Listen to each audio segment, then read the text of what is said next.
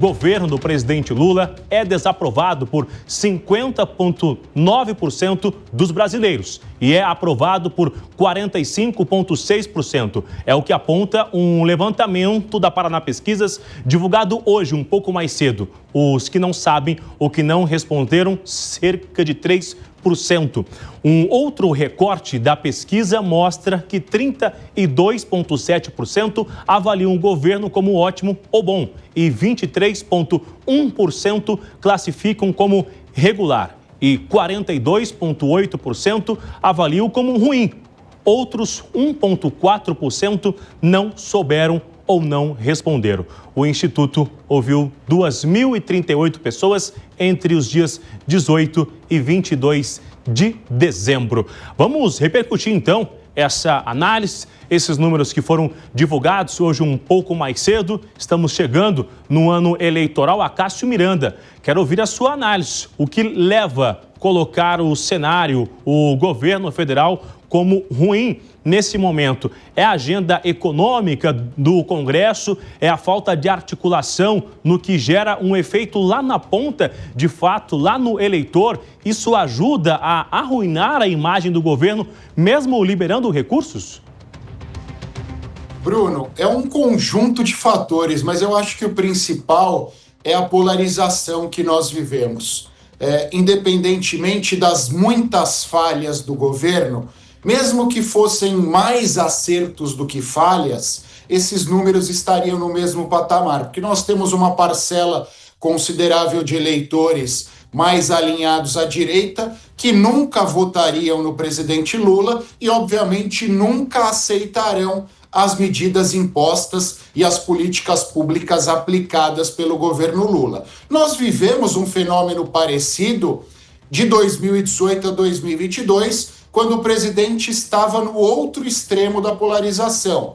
Porque aqueles mais alinhados à esquerda não concordavam com as medidas do governo, independentemente de quais fossem essas medidas.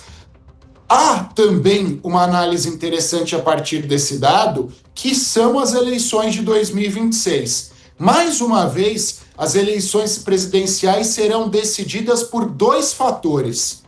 Primeiro, rejeições dos dois candidatos, quem tem menos rejeição, e, em segundo lugar, aquele eleitor pêndulo, que ora está na esquerda, ora está na direita, é um eleitor mais de centro que vai olhar para qual dos candidatos ele tem mais afinidade, ou qual dos candidatos é menos rejeitado. Então, repito, assim como foi em 18, assim como foi em 22, provavelmente será em 26. Nós não teremos grande profundidade em termos de discussão de projeto de país e estaremos presos a dois extremos, brigando quase que irracionalmente, e o vencedor será aquele que tiver menos rejeição.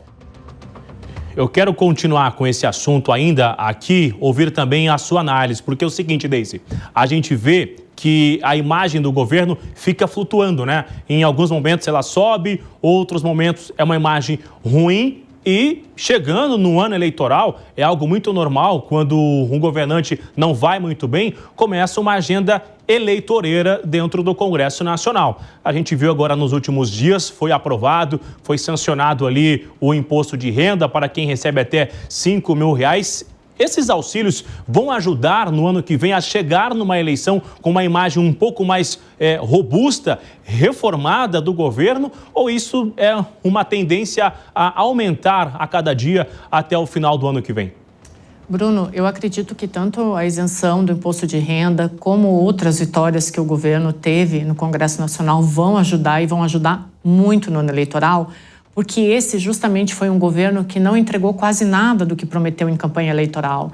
Então, a economia não andou, O café ficou caro, a carne ficou cara, então várias demandas da campanha eleitoral, várias promessas da campanha eleitoral, elas não foram cumpridas.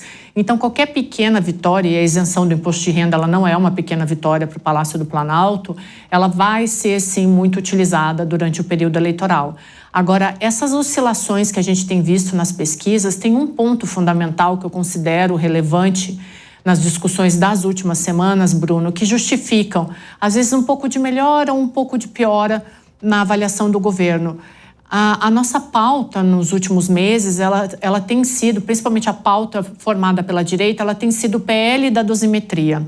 Então, o que o governo faz em relação a isso? Ele usa a máscara da democracia para atacar os apoiadores da direita, os responsáveis pelo 8 de janeiro, e isso acaba mascarando um debate muito mais profundo sobre a economia.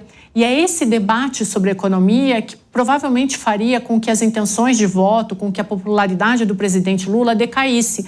Mas como a gente fica nesse debate de PL da dosimetria, de 8 de janeiro, o governo usa isso para desgastar a direita e evita o seu próprio desgaste. Por isso esses números que apareceram na pesquisa aí, por isso que a avaliação do governo ela não está tão ruim quanto se esperaria. Tem a vitória ali no Congresso, principalmente em relação à isenção do imposto de renda, mas se a gente for olhar para trás, foi um governo que não entregou, muito pelo contrário, o básico subiu muito, agora o transporte deve subir também, e a economia ficou estagnada, mas aí ele utiliza essas pequenas vitórias para fazer disso algo muito maior, enquanto a direita fica ali discutindo a dosimetria e não atacando o ponto nevrálgico desse governo, que foi justamente a economia.